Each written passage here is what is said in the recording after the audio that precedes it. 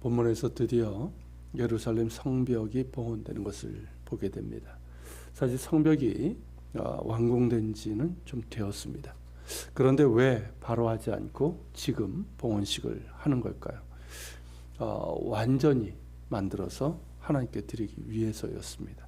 성벽이 다시 재건되고 성문들도 다시 달았지만 아직 손볼 곳들이 많이 있었고, 또 무엇보다 성 안에 사람이 살지 않는 상태로 봉헌할 수는 없는 것이죠. 그래서 예루살렘 성 안에 살 사람들까지 다 결정하고 하나님께 이제 봉헌을 하게 된 것입니다. 당연히 온전한 기쁨과 감사가 넘쳤습니다.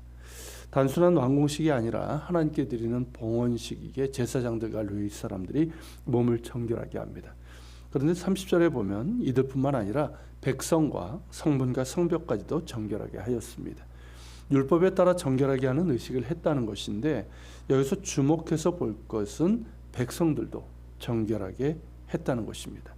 이 제사장들과 레위인들은 당연히 정결하게 해야 되지만 백성들까지도 그리했다는 것은 모든 백성이 한마음 한뜻으로 하나님께 성벽 봉헌을 했다는 의미와 더불어 그들의 마음까지도 정결하게 했음을 의미합니다. 돌아보면 얼마나 많은 일들이 있었습니까? 흩어지고 무기력했던 백성들을 모아서 다시 성벽을 재건했습니다. 당시 백성들의 상황도 쉽지는 않았습니다. 그런데다가 산발락과 도비아 등의 적들의 집요한 방해와 위협이 있었습니다. 큰 두려움과 분열이 있었죠. 적들이 원하는 대로 중도에 포기할 직전까지 가기도 했습니다. 이를 진행하면서 불평도 이어졌습니다. 서로 비교하면서 왜 우리는 이렇게 어려운 공사를 맡느냐고, 왜 저들은 별로 한 것도 없는데 조명을 받느냐, 그렇게 불평과 불만 또 원망, 질투가 끊이지 않았습니다. 공사 기간은 52일이었지만 그 내용을 보면 정말 52년은 걸린 것 같을 정도로 힘들고 어려운 상황이 계속되었습니다. 하나님의 은혜가 아니었다면 불가능했을 것입니다. 그래서 느헤미야가 성벽이 완공된 후에 우리 하나님께서 이 역사를 이루신 것을 말한 것이죠. 맞습니다. 하나님이 하셨습니다. 바로 그 고백을 봉헌식을 준비하면서 그리고 진행하면서 모든 백성들이 하게 된 것입니다. 몸을 정결하게 하면서 그들의 마음 가득히 있었던 어둡고 부정적인 것들, 곧 두려움과 분열, 불평과 원망, 비교와 질투, 그 모든 것들을 씻어내고 하나님이 하셨음을 고백했을 것입니다. 그런 까닭이 기쁨과 감사로 충만했습니다. 성벽 봉헌식의 모습을 보면 알 수가 있습니다. 레위 사람들이 감사하며 노래하며 각종 악기로 즐거이 연주했습니다. 백성들 역시 즐겁게 감사 찬양을 했습니다. 그리고 이 봉헌식의 절정은 성벽을 걷는 것이었습니다. 느헤미야는 백성들, 특히 이제 찬양하는 무리들을 중심으로 해서 백성을 둘러 나누어서 한편은 오른쪽으로 돌게 하고 다른 한편은 왼쪽으로 돌게 했습니다. 아마도 서쪽에서부터 이렇게 시작한 것 같아요. 그래서 하나님의 전 앞에서, 성전 앞에서 만나게 했습니다. 이때 오른쪽으로 도는 대열의 앞에서 학사 에스라가 섰습니다. 그런데 느헤미야는 그 대열의 선두가 아니라 뒤를 따라갔습니다. 우리가 생각할 때 당연히 총독 느헤미야가 선두에 설 것이지만 지금 그들의 목적지는 성전이고 하나님께 봉헌 예식을 드리기 위함입니다. 그러기에 제사장이 선두에 서고 총독 느헤미야는 예배자로서 그 뒤를 따르고 있는 것이죠. 이를 보면 느헤미야의 예배자로서의 겸손도 볼 수가 있습니다. 백성의 최고 지도자이지만 하나님을 예배함에 있어서는 영적 질서를 따르는 그의 겸손이고 언제나 하나님이 찾으시는 예배자로서 하나님 앞에 나아가는 예배의 영성이 있는 사람이었습니다. 다시 성벽 걷기를 보면 여기에만 나오는 독특한 세레모니인데요. 지금도 예루살렘 성벽 위를 걷는 성벽 투어라는 게 있습니다. 저도 이스라엘에 살 때 몇 차례 해봤는데 지금의 예루살렘 성벽과 느헤미야 때의 성벽이 다르지만 특별한 감흥이 있습니다. 성경의 역사가 느껴지고 특히 느헤미야 때 성벽을 걸었던 그 장면, 그 느낌을 생각하며 걸으면 잔잔한 감동이 밀려옵니다. 느헤미야는 왜 이런 의식을 행했을까요? 느헤미야 전체를 보면 몇 가지 이유가 있습니다. 우선 백성들이 직접 그들의 수고와 노력을 확인하는 것이고, 동시에 얼마나 많은 어려움이 있었는지를 기억하기 위함입니다. 그 모든 것을 기억할 때 그들은 이 모든 것이 하나님이 하셨다고 고백할 수밖에 없습니다. 더불어 자신이 공산 지역을 지나면서 어땠을까요? 야, 이것은 우리가 한 곳이야. 여긴 내가 쌓았어. 하면서 성벽 재건에 참여한 것에 깊은 감사와 기쁨을 느꼈을 것입니다. 두 번째는 예루살렘 성 안의 현실을 보게 하기 위함입니다. 성벽이 재건되고 봉헌식을 지금 올리고 있지만 여전히 성 안은 황폐합니다. 아마도 예루살렘에 거주하기로 선택된 사람들은 다 성벽 위로 올라갔을 것이라 생각하는데, 그들이 앞으로 해야 할 일이 무엇인지를 보게 하기 위함입니다. 지금은 황폐하고 빈자리들로 무성하지만 이제 집들이 지어지고 많은 것들이 갖추어질 것이며, 성 안에는 백성들로 가득 차고 아이들이 뛰어놀 것이며, 무엇보다 하나님의 전에 들어가 하나님을 기쁘게 찬양하며 예배하는 그 꿈을 보길 원했을 겁니다.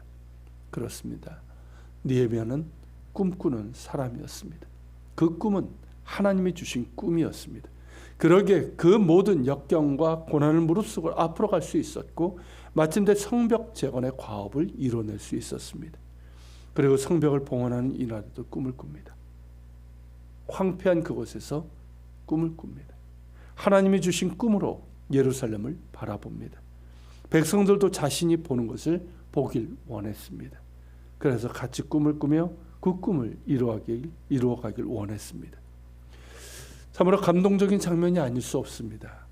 43절에서 이 날에 무리가 큰 제사를 드리고 심히 즐거워하였으니 이는 하나님이 크게 즐거워하게 하셨습니다. 부녀와 어린 아이들도 즐거워하였으므로 예루살렘이 즐거워하는 소리가 멀리 들렸느니라 라고 말씀하고 있는데, 이를 보면 느헤미야가 바란 대로 모든 백성들이 함께 그 꿈을 본 것 같습니다. 이는 하나님이 크게 즐거워하게 하셨습니다. 이 말씀이 바로 그것을 보여주고 있습니다.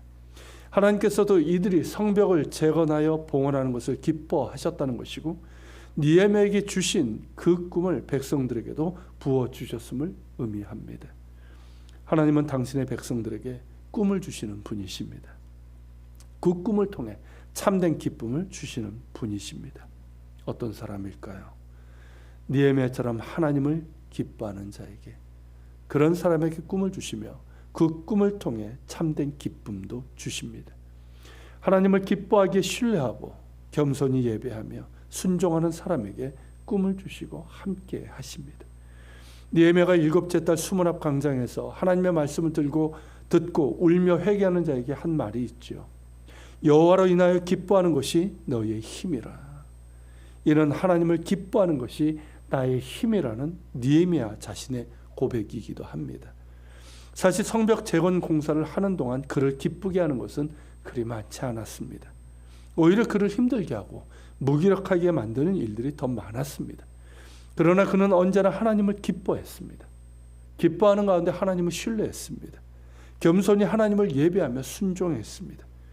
그런 그에게 하나님께서 함께 하셨고, 마침내 그 꿈을 이루게 하셨으며 새로운 꿈으로 그의 가슴을 뜨겁게 하셨습니다. 하나님을 기뻐하는 것이 나의 힘이라. 이것이 우리의 고백이 되기를 바랍니다. 그리고 하나님이 기뻐하시는 일들을 할 수 있기를 바랍니다. 하나님을 기뻐하는 자에게 꿈을 주시고 함께 하십니다. 같이 기도합시다. 사랑하는 주님, 오늘 우리는 참으로 감동적인 장면을 보게 됩니다. 폐허가 된 그 땅에서 하나님께서 주신 꿈으로 그 땅을 바라보고, 또 하나의 과업이 완성된 후에는 새로운 꿈을 가지고 그 땅을 바라보는 느헤미야와 그의 백성들을 보게 됩니다. 하나님, 우리에게도 꿈을 주옵소서. 황폐한 이 땅에서, 황폐한 영적인 현실 속에서, 황폐한 우리의 삶 속에서 주님 꿈을 꾸게 하시고 그 꿈을 바라보며 나아갈 수 있도록 도와주옵소서. 그러기 위해서 하나님을 기뻐하는 우리가 되길 원합니다. 하나님을 기뻐하는 자에게 꿈을 주시고 함께 하시는 하나님, 우리 역시 느헤미야처럼 하나님을 기뻐하며 하나님을 기뻐하기에 신뢰하며 예배하며 순종하는 저희들 되게 하여 주옵소서. 같이 기도하며 주님 앞에 나아갑시다.